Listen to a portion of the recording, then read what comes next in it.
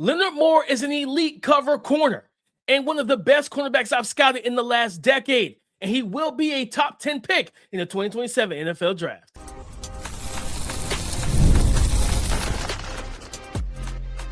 You are Locked On NFL Draft, your daily podcast covering the NFL Draft. Part of the Locked On Podcast Network, your team every day. Welcome back to the Locked On NFL Draft Podcast. I'm Damian Parson. That's Casey Sanchez. And today's episode is brought to you by Odoo. Great organizations win because operations matter. That's why you should get Odoo. Try for free today at odoo.com/lockedon. That's odoo.com/locked on. And Keith, today we are breaking down. We'll start with our cornerbacks, man. We kind of went through the quarterbacks, talked some running backs, wide receivers. Now we got to get to some top 10 potential top 10 prospects in the cornerbacks. Leonard Moore out of Notre Dame. Guys, we're going to explain the grade, give you any concerns a little bit later in the show that we have for him. But we're going to start off with the good, the great, and what makes him an elite, potential elite prospect for the 2027 NFL Draft. Listed at 6'2", 195 pounds. Leonard Moore last season was locked down. He was targeted 48 times, allowed 26 receptions, had 7 PBUs, 5 interceptions. This is a legitimate cornerback and one of the best I've scouted in the last decade, Keith. What were some of the things that stood out to you when you watched Leonard Moore on film?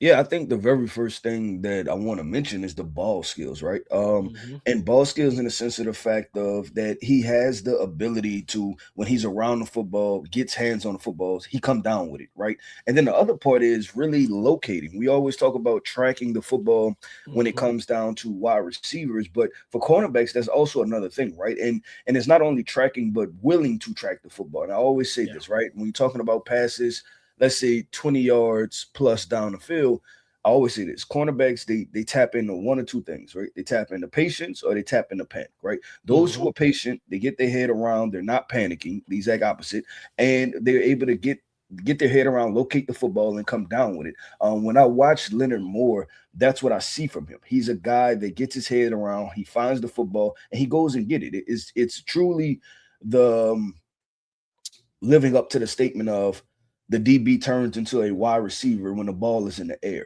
And not every cornerback does that, right? Because they're afraid that they're out of position. They're afraid they're going to get beat. Some of them don't believe that they're going to come down with the football anyway because they don't trust their hands, right? There's so many different factors that goes into, but the very best corners that I've seen, i.e. the Derek Stingley's of the world, and he did it since his very freshman year in college football, right? They turn into wide receivers. They say, you know what? I have a shot to go catch this football, and they go get it. And then that's the guys that you consistently see, the Patrick Surtains, the J.C. Horns, that you consistently see towards the top as far as ball production and making plays on the football. Marcus Peters, right, for a very long time in the NFL. So I thought it was the ball production that he had as a cornerback, and those wasn't – they're different interceptions, right? They're the interceptions that you're an off man and the quarterback misreads it and he throws it right to you, right? And it's like, okay, you get some credit for that, right? And then there's the ones where we're playing press man and then you're running with a guy vertical up the field on the post and you have to turn around and go up and get it. There's different calibers of interception. This guy, he produces at a high level. No, 100%, Keith. And the ball was definitely first thing I wrote down too. I was like, you go back to the Texas A&M game, and I think it might have been Mario Craver. He and this is a guy that I think I don't even think he's fully developed in terms of his process in playing the cornerback position. You see him kind of go in and out of trying to figure out his method depending on who he's facing, right? And it's like the boxing match, that feeling out process in the boxing match. And Craver, I think it was kind of similar to what you were just talking about. He had that pick against Texas A&M where he squeezed him to the sideline. He doesn't try to be physical, right at the line of scrimmage. He mirrors him. He opens up. He runs with them.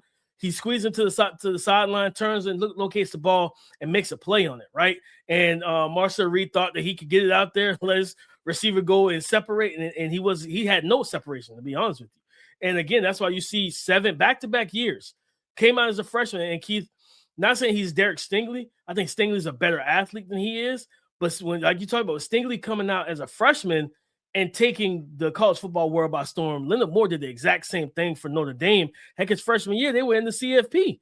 right? Like they were in the college football playoffs and they made it to the national championship game that first year. I think some of the things that stood out to me, Keith, he knows like when he's really in a rhythm, he knows how to be patient and aggressive in press linemen. So he knows when to use soft press, when to mirror a guy, and when he wants to get hands on, he knows how to do that as well. Very competitive dude. Like you go back to the USC game, that was a big thing for me because Keith, in college, we don't see a lot of corners jump into the slot to follow a number one wide receiver. That's not something you see constantly. And not saying that the other young men aren't competitive. Sometimes, as we know, it's just the scheme. Like, hey, we don't want you traveling. Stuff like that. Like, you're good. We're going to play you on the right side. We got somebody playing on the left. We got somebody playing the nickel. Right? But when you're facing some of these top receivers or a guy like Mekhi Lemon, to watch him work down in the slot and get up on the line of scrimmage and play his game, knowing he has so much more space to deal with, like that competitive toughness is there. I love that ability that he brings. And then also, Keith, I was watching the Miami game. That was the first game of the season. I think it was that first game. And there was a couple plays, if I remember correctly, of him lining up at free safety and not just at corner. I'm like, okay, so he gives you some positional flexibility as well to where, hey, you want to run some trap coverages, rotating safeties down, cornerback comes back over the top. He gives you that flexibility as a play caller defensively that I really, really appreciate, Keith, because, you don't really get that a lot with corners. You see guys like he was legitimately lined up single high, one-on-one. He was the guy. This is a lockdown coverage defender, and with that scheme, versatility, and everything, like, and he's 6'2", almost 200 pounds and everything. Like, so he's got the size, the frame, and whatnot to be very disruptive. He stays in the hip pocket of guys, and I'll talk about it a little bit more next. But when I truly believe his best reps are when he mirrors and he doesn't try to get physical and be overly physical at the line of scrimmage. When he just is patient, stays square, lets you dictate where you're going, and then he sticks in that hip pocket, that ability, and he's got a real keen sense of this, Keith. He baits quarterbacks on crossing routes, those end breakers, those crossers. When you talk about those interceptions, he's got interception, him undercutting throws where you think, oh, he's playing trail, or he's beat, and then there's a little speed boost for him to come right underneath that receiver and take the ball away. Fantastic player. Just a fantastic cornerback. A guy that could absolutely be a CB1 for an NFL team. Yeah, no, I agree. When evaluating him and watching him, you do have the vibe that he can be a CB1. I'm going to say this. I'm going to say this is very early on in this process, and this is something where I could go on to regret it. But I think he is who people want Sauce Gardner to be. And that's crazy. I thought about that right down my nose. I was like, dang, he that is crazy. Like we did not talk about this pre episode. I'll just letting y'all know. Yeah, that's my statement, right? And then you have a shock statement each podcast. That's my shock statement. He is who people thought Sauce Gardner was. I'll say this: the length is very disruptive. He does a good job of understanding his arm length, understanding his wingspan, and you can tell that it disrupts wide receivers, right? Like he enlisted at 6'2", right? So 6'2". Maybe he's 6'1", but he plays like he's 6'4", meaning like just how disruptive his length is in press situations, but even just when he's closing on the football, like sometimes you think that he shouldn't be able to get there, and he's able to get a hand in there. He's able to get his hand, get an interception, things like that. So that was something else that I noted. I'm like, okay, this is a very long corner. It appears for him to be, have a lot of arm length, to really be disruptive. I like that, Keith. He's 6'2", 6'1", 6'2", but he plays like he's 6'4", and it's because, like you said, and we talk about this with wide receivers a lot of times. Is do you play to your frame, right? Do you play to your size? If you're 6'4", do you play to 6'4", right? Like, and for him, he plays bigger than he's already listed at 6'2", and I wouldn't be shocked if he's a legit 6'2", because there's some legginess when I'm watching him on tape. He looks tall on tape. But there was a play against Texas A&M. He was against Casey Concepcion. That was a fun battle to watch too. Just great on great. I know a lot of people slept on Casey during the draft. He had one of the best release packages in the actual wide receiver class. Like, dude knew how to get open. He knew how to beat you at the line of scrimmage. He beat Leonard Moore, and it was like low red zone rep. He beat him early. I think he took like an inside release, and then he broke back out to the back pylon. And a normal corner, Keith, would have opened his hips and committed to that inside release and then tried to pivot and chase KC to the corner, which would have been an easy, Marcel Reed threw it, and it would have been an easy pitch and catch. He instead pivots the other way, opens his hips, and gets back in phase and keeps his eyes on the ball and then and gets a PBU. And I'm like, I know KC probably was frustrated because he's like, I'm wide open. And it was like, and then Leonard was like, no, you're not. Like, I'm right here, dog. So it was like to see him, that quick change of direction for him, and then the processing, just top tier stuff. Yeah, I agree, DP. I agree. Well, let's do this, DP. We mentioned it, right? There are some areas of improvement for Leonard Moore. We sung his high praises. We talked about the ability to step in as CB1 for NFL franchise, but there can be a discussion about some things that he has to improve. Just a second-year corner going into his third year. This is a young cornerback prospect. So what are some of the things we need to see him improve on so he can solidify and stamp himself as a top 10 prospect in the 2027 NFL draft? We'll discuss that coming up next. The biggest stage in world soccer is here, and every match feels like it has the potential for a memorable moment. One goal can completely change the energy of a game, shift momentum, and alter the outcome in an instant. That's what makes tournament soccer so exciting, from the opening whistle to the final kick. And now FanDuel is giving fans another reason to stay locked into every match with every goal pays. Bet on the match and get bonus bets for every goal scored in that match. More goals means more bonus bets. All you have to do is turn on your token. And guys, you can get in not just on the World Cup action, but you want to bet early on the NFL draft and who will be the number 1 overall pick? You can do that right now. Whether you want to bet on DJ Lagways at being plus 8,000, Sam Levitt, quarterback for LSU at plus 6,500, or Jaden Mayave at plus 3,500. You can get in on the action right now. From the opening whistle to the final kick, let there be goals on FanDuel. Visit FanDuel.com today to get started right now. Breaking down the concerns for Notre Dame star elite cornerback Leonard Moore. Keith, some of the concerns, what stood out to you? We're like, man, he's got to tweak this or work on this to really be able to hit that ceiling as a CB1 in the NFL. Yeah, there was something you said last segment, and you mentioned something about process, right? I can't remember exactly what you said, but that's exactly where I want to go, because the area of improvement for him, I believe, is the press man. There's a approach. Yeah, his approach and his technique. I think that part still needs to be developed. I think there are times where when he is in press man that what's the best way to explain? The best way to explain is that when you in press man, it's an order of steps, right? You have step 1, step 2, step 3, right? I think, and you have to repeat these steps continuously until they're like, them like the back of your hand, right? Yep. I don't think he knows them like the back of his hand yet, right? I wouldn't be surprised in high school if he didn't do a lot of bail, or he was playing a lot of off technique, and he's still learning all that type of stuff. Yep, and he's still learning the press man part, because some of it seems out of order, right? It seems insequential. I think that's a big word, DP. I'm dropping big words on Monday morning.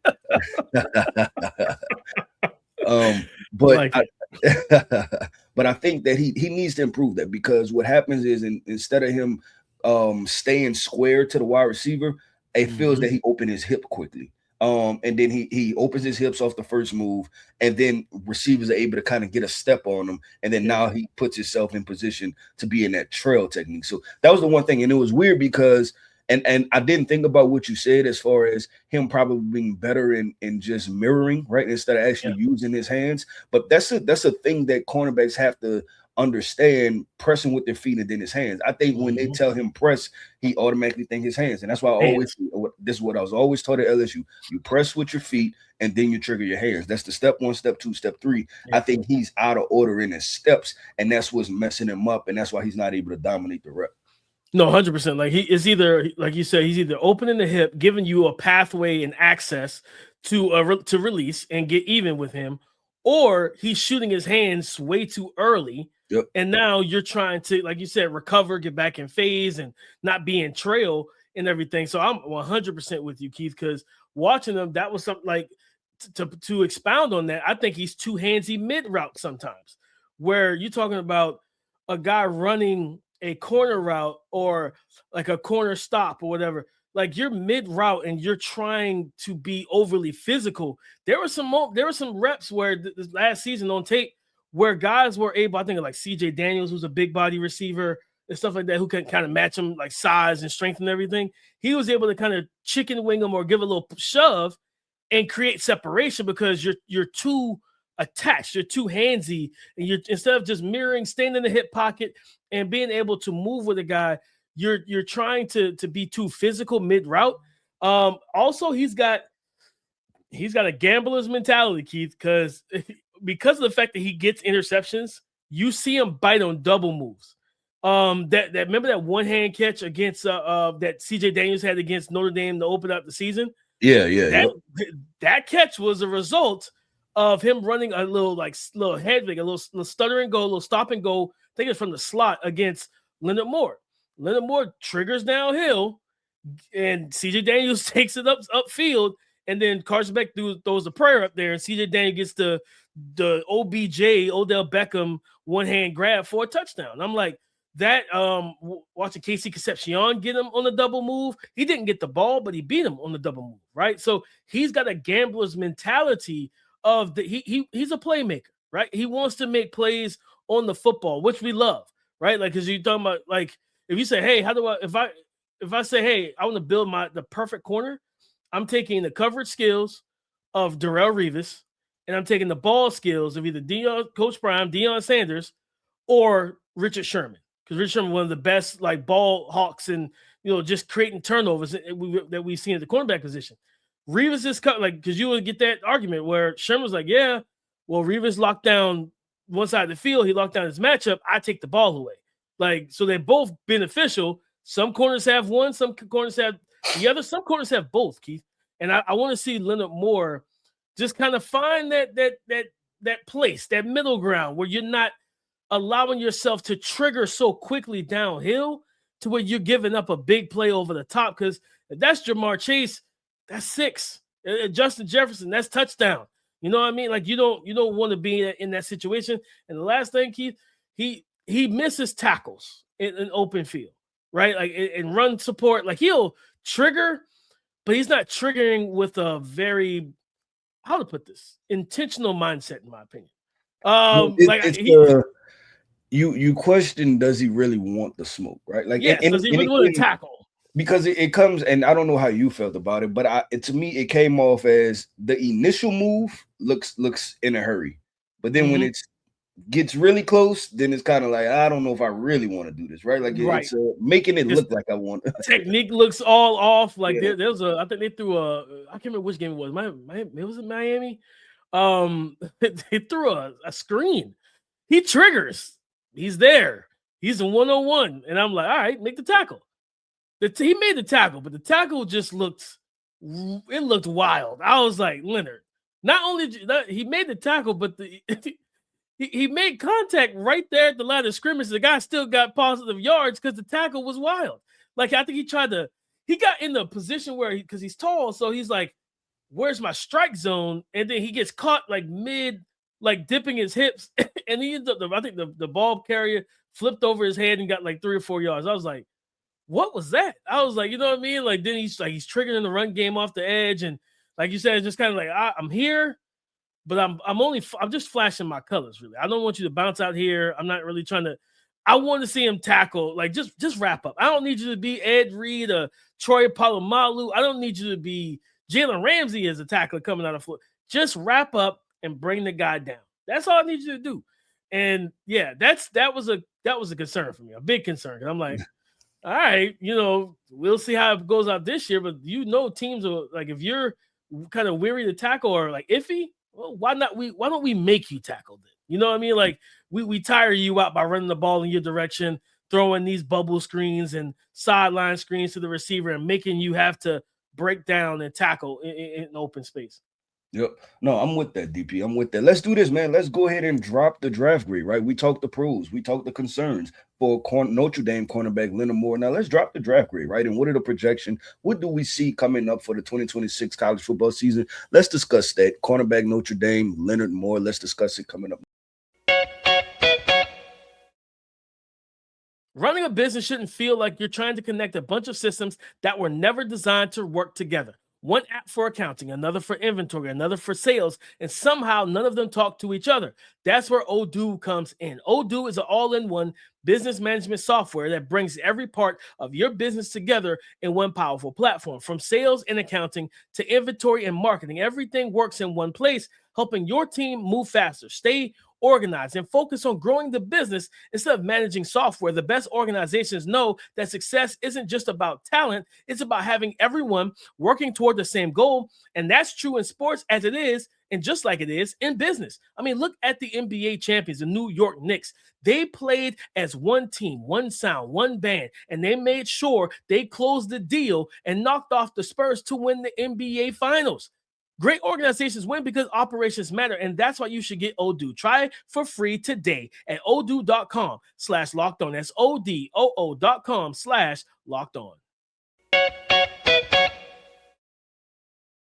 Thank you for making Locked On NFL Draft your first listen of the day. Thank you for making the Locked On Podcast Network the #1 sports podcast network in America. Is all because of you, our everydayers. And you can also join the Everydayer Club to get access to the Discord channel. You can chop it up with me, Keith, and any other listener of the show, any other Locked On NFL Draft fans, though. You can definitely do that by going to lockedonnfldraft.supercast.com, and you can get, I believe it's a free trial going on right now, so you go tap into that via the link. But Keith, as we talked about, what goes up must come down. We got to talk about the grades. Let's talk about it, man. Is he going to get one of those rare all-pro grades from Keith Sanchez? What grade do you give Leonard Moore?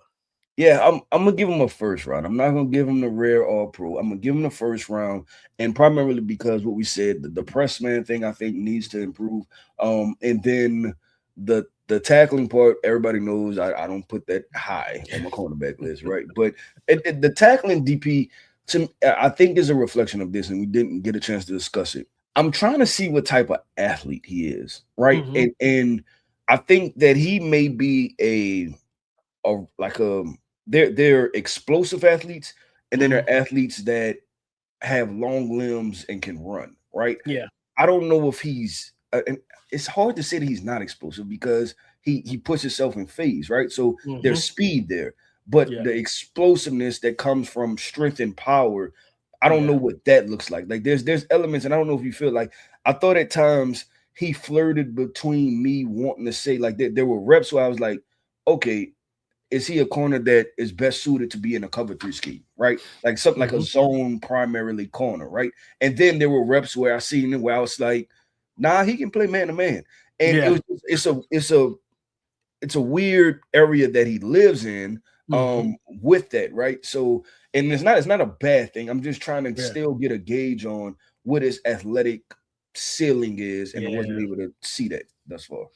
No, I'm with you. That definitely if he runs, nowadays with players having so much control come draft season, they can pick and choose what they do or what they don't do. You know what I mean? And you can question it. You can, go after the competitive mentality. At the end of the day, NFL still drafts them. So it's just like, because of the fact that that's what it is, guys will skip things all around, right? Ashton Genty said, what am I running the 40 for? I'm going top 10.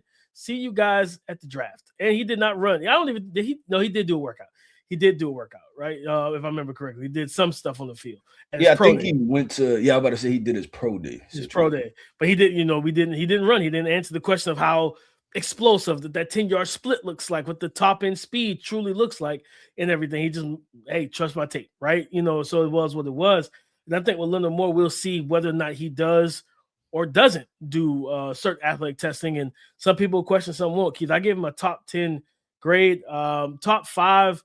I want to see some improvements this year. I think he's going to be one of the top 5 best prospects in the class. Like he's outstanding player. Like, you know what I mean? From the ball skills, the instincts, the ability to turn and locate, play man, play zone, play press, play off, click and close and get downhill and things of that nature. And then, of course, we talk about the ball skills, near elite ball skills and everything when it comes down to Notre Dame star cornerback. And Keith, for me, and he has the size. He's going to have the size profile and everything at 6'2", 195, almost 200 pounds. Yeah, I think he's a top 10 player in the class. arguably, he's probably gonna be my CB1 when it's all said and done, unless some of these other guys, it looks like a talented cornerback class, and some of these other guys like really take that big step forward, and now they're challenging him. But he's been locked down, Keith, since freshman year. He's been locked down since freshman year. So for me, top 10 grade. I was thinking about comps with him. I think the Sauce Gardner thing was one that I was sitting there last night watching. I was watching them, and I was just like, man, like this is what Sauce was supposed to be. Like the way he plays, the way like man coverage, press man when he's on. Because I feel like even with the press man stuff, Keith, I feel like there's peaks and valleys based on what time of the game it is. Like early in games, it's like he's really trying to figure out how he wants to attack or handle that wide receiver. Then I feel like he starts to settle in like mid game, late, and then going into like the later parts of the game, like he's in his bag or he's in his rhythm. But I feel like, hey, like you talk about getting more confident, more technically refined with your process early in the games so that you can be your best from first quarter all the way to the end of the game with the final whistle was blown. But yeah, like I want to see him get better press coverage, the length, everything. Sauce, I think he ran like 4.4, but I was like, does he play 4.4? Like I was like, I never felt like he played as fast as he ran in the 40. And then also Sauce didn't take the ball away. That was one of the things I knocked him on. I was like, for all the length and height that you have, you got a lot of PBUs, but you don't get a lot of interceptions. Where, and then you look at like a little, because that was something with Stingley. Like you threw it the wrong time against Stingley, that might be a pick six. You know what I mean? Like it just was what it was. When you look at Little Moore, it's the same thing. So making plays on the ball. I think this young man, Keith, I'm super excited for him. Because like I said, 2 years of lockdown coverage. Now you're going into that veteran age of college football. What does year 3 really look like for you? Yep, no, I'm with that. So when I thought of comps, DP, I was the Sauce Gardner thing wasn't a comp for me. It was more so speaking to the listeners and to the people out there because there are certain concerns I've always had about Sauce, right? And you know that he's more, Same. Yeah, and he's a more fluid athlete, DP, and I think that's what it all boils down to. He's more fluid than what Sauce was. I thought of, and this is one of my favorite cornerback prospects, a guy I really liked a lot, and so I don't want to put him in that area yet. I kind of want to see one more year. The guy I thought of was Christian Gonzalez. I think Christian Gonzalez was a little bit more filled out, but I think they're kind of very similar. And I may put him like a half a tier under Christian right now, just because like Christian Gonzalez was, I thought he was on the elite level coming out. And I think that he's like right under that, which is really, really good. I told you, I think for Leonard Moore, it's going to come down to simply athletic testing for me. Like I honestly, I want to see him in person too. Like meaning that he's listed at 200 pounds? 195. 195. Okay, listed at 195. Is that 195 closer to 200? Is that 195 closer to 185? Right? Like I see a thinner frame because you think about, and I was around this guy when I was at LSU too, Greedy Williams, right? Who was a very thin through route guy, and then had issues with bigger wide receivers.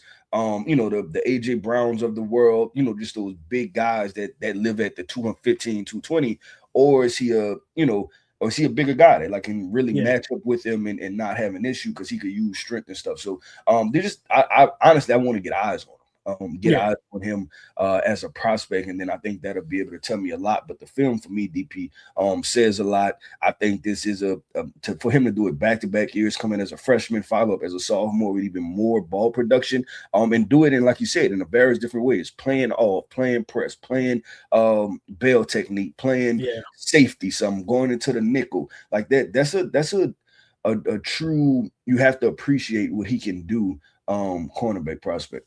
No, 100%, Keith. I want to throw out just like I found two. So we talk about Sauce, right? Coming out, Sauce was 6'2", 3/4, 190.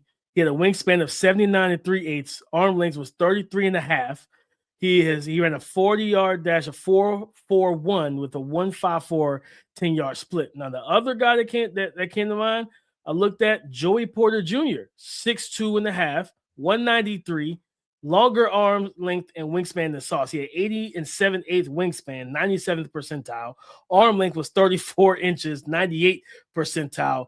He had a 1.5 flat 10-yard split, and he ran a 4.46 in the 40. And I think looking at those two guys as two taller, longer corners, and Gonzalez came to mind too, because I was like, I think Gonzo, I think he tested, if I remember correctly, I think he was a more explosive athlete.